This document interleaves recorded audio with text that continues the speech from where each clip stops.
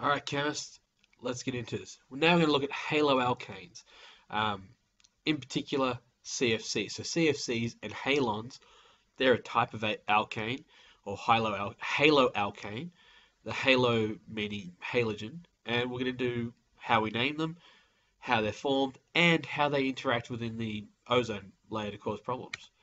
So, first you need to remember what an isomer is. An isomer is a compound that has, or two separate compounds that have the same molecular formula, but a different structural formula.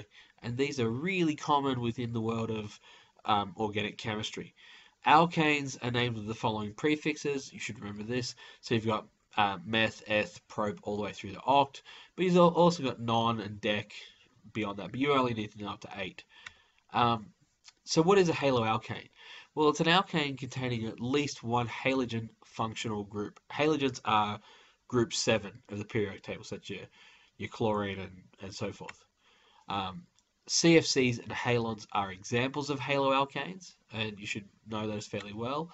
And haloalkanes are named using the following system. So first, the longest unbranched hydrocarbon chain, that determines the ending of the molecule's name. So butane, ethane, etc. So butane when it's 4, and it uses this system again. So you can also be butane, butene, butine, or if it's got 4 as the longest hydrocarbon chain. The name of the halogens involved are the prefixes. So you've got chloro, fluoro, bromo, and iodo. And when we're naming them, we place whatever we have in alphabetical order. So the position of the halogens along the longest unbranched chain, they're indicated by a number. So it's the same as if we've got 4 carbons along here, we go 1, 2, 3, 4. If we go along 3 and there's just one chloro, so it's like the same as with the rest of our all of our organic chemistry. So if we go along 4 and on the third one is where the first functional group is, well, it doesn't stay as number 3. We go the other way. We go 1, 2, then 3, 4. So it's the same as all the other ones. So so they should be numbered to give the lowest possible numbers to the halogens. And also, we order the halogens in alphabetical order. So if you've got bromine and chlorine in there, it would be, and it's pentane. All right, so here we go, pen out, and we go. So that's pentane 1, 2, 3, 4, 5, and we've got 1 there and 1 there, and off that is bromine, and off this is chlorine. The way it works is it goes 1, 2. You can go 1, 2, 3, 4, 5, or 1, 2, 3, 4, 5.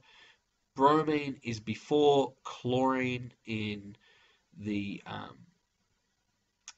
alphabetical order, so it goes 2 bromo, 4 chloro, 2 bromo, 4 chloropentane. Okay, and if we've got multiples, so if we've got another chlorine on there, it goes 2 bromo, 2, 4 dichloro. We start to use these prefixes over here: di, tri, tetra. All right. So if we get to that, that's the way that goes. And here are some examples. For example, here we have trichloromethane.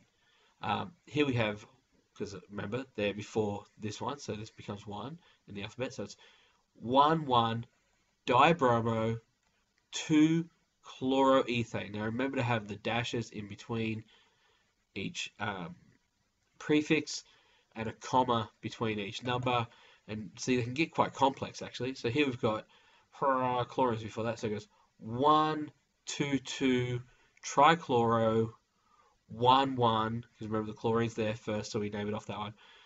Trichloro, 1, 1 trichloro, or 1, 1 2 trifluoroethane. Now what you actually do is you also add it up so that the most electronegative has the lowest number, if you've got a choice. All right, so these are three. So these are three separate structural formulas and separate chemical formulas. But we also have isomers. These will both have the same same chemical formula, and that will be C2 F3Cl3. And these ones will be C2F3Cl3. But we can see that they're isomers. Okay, so there's isomers as well. All right. So what are CFCs and halons? Let's see if we can name this before we get into it. Here we've got, so chlorine's before the fluorine. So it's like 1,1 dichloro, 2,2 difluoro, ethene or ethylene, but ene, not ane. Okay, so a CFC is a haloalkane that contains both fluorine and chlorine atoms and no hydrogen atoms. Okay, if it contains hydrogen atoms, it is not a CFC. A halon is a brominated CFC, so it can have chlorine and or fluorine atoms and no hydrogen atoms, but it will have a bromine. So it can have bromine and chlorine, or bromine and fluorine atoms and no hydrogen, or all three.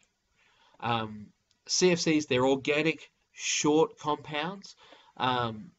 They tend to have a very short carbon chain, and that's why you don't have any hydrogens on there. And we used them to replace ammonia in refrigerants, and that's because it was deemed to be safer because they're really inert. Like, they tend to not react much at all. Or so we thought. They tend to not react at all in the troposphere, so the lower atmosphere. So their inertness and low boiling point. We also meant we could use them as solvents, propellants, and blowing agents in foams. That's what makes the foams up. So we use inert gases. We use carbon dioxide a little bit now. We use inert gases as the blowing agent, and so that means you blow up your foam because that gas is going to escape into the atmosphere. So you and off you go. As they were used, they were released into the atmosphere. This makes perfect sense. So these are what we use them for. We use them as refrigerants, solvents, propellants, and blowing agents. So polystyrene, the bubbles, like the foamy stuff, that would have been blown out with this to start off with. And not anymore, but there are some parts of the world where they still are. So halons, they were developed for extinguishing electrical fires, and that's so the ones with bromine in it. Okay, so they were used for electrical fires. They were never, thankfully, used as extensively as CFCs, but they were still a bit of a problem.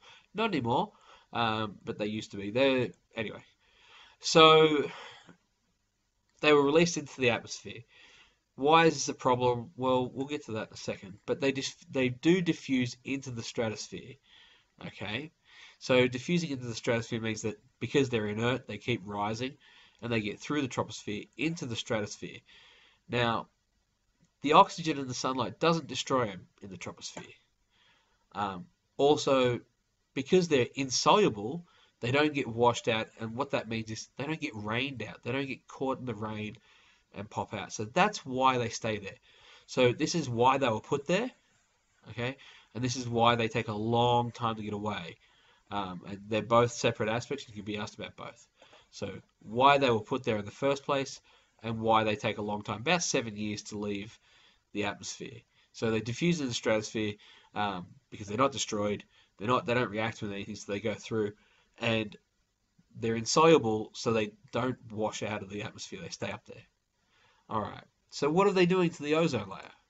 Well, in these next two slides, there are going to be a bunch of chemical reactions.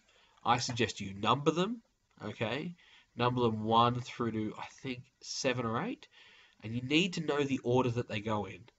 All right. So ultraviolet radiation in the stratosphere causes CFCs to undergo photodissociation. Now, photodissociation means it's light, and that's what causes them to dissociate. So it produces highly reactive chlorine free radicals. So again, we're with the free radicals. And in this case, dichlorofluoromethane, we'll see what happens. All right, so here's our dichlorofluoromethane. That's the one that we had drawn up here, and we'll redraw another one. It will be CL. Oh no, it's not the same one we had there. C and F. So it looks like this. Of course, you can draw it straight up and down. All right, so ultraviolet radiation comes in, and we're left with a carbon, chlorine, and 2 fluorines off here, and we've got a chlorine free radical. No, not yet, we don't. So, chlorine free radical, yeah, that's a free radical, reacts with the ozone, okay? This removes the ozone from the atmosphere, producing highly reactive ClO free radicals, okay? So, the chlorine comes with the ozone. We've got oxygen gas, okay? That's fairly stable, that's going to stay doing what it is. But we've now got this free radical here. So, because ozone is continually formed and decomposed in the stratosphere, oxygen free radicals are present, and these will react with this free radical to reform the chlorine free radicals. So the oxygen free radicals there, just because ozone's doing what it does, it gets broken down, then it reforms. But this chlorine free radical gets in the way. It reacts with this free radical here, which under normal circumstances would have reacted with oxygen, so that's an issue. So it just would have reacted. It was here we've had O plus O2 gives us O3, and that wouldn't have been a problem. That's what we want to happen in the ozone layer, as it breaks down the high energy ultraviolet radiation. But this one, it takes it out of the action, and it makes oxygen gas, which is stable. Because the oxygen gas is stable, that means there's less oxygen free radicals to form more ozone, which is really important. But here we go. We've got the chlorine free radical again. The other thing is the chlorine, so that chlorine free radical is there, and it's free to start here again. So you go 1, 2, 3, and once it's here, it can go back and start again. Now, the other option is we get 2 of these guys will bump apart, separate, okay? These will join up, all right? That's fine. That's stable. It's taking this oxygen more permanently out of ozone. And now we've got 2 chlorines out there causing dramas. So this is a real problem. The reformation of the chlorine-free radicals begin the process again, so it's a chain reaction, and it keeps building up and up and up and up. Now, 1 chlorine atom can destroy thousands of ozone molecules in this process. What we want to happen is we need it for it to bump into either methane, nitrogen dioxide, or chlorine itself, so another chlorine-free radical, to solidify it, take it out. Okay, so these are our options. We can get hydrogen chloride. Okay, so hydrochloric acid. That's nice. And if that happens, fine. You're affecting the acid rain, but at least it takes this out of the equation. We've got this free radical here, can bump into nitrous oxide, or nitrogen dioxide, sorry, and we get this molecule here. That's fine, takes it out of action. Here, it can react with chlorine, so it can react with itself, and give us chlorine gas. Again, not nice, pretty nasty stuff, but doing less damage to the stratosphere than this is. That's how CFCs cause damage in the environment. That's how they cause damage in the atmosphere. And yeah, we'll see you in class now.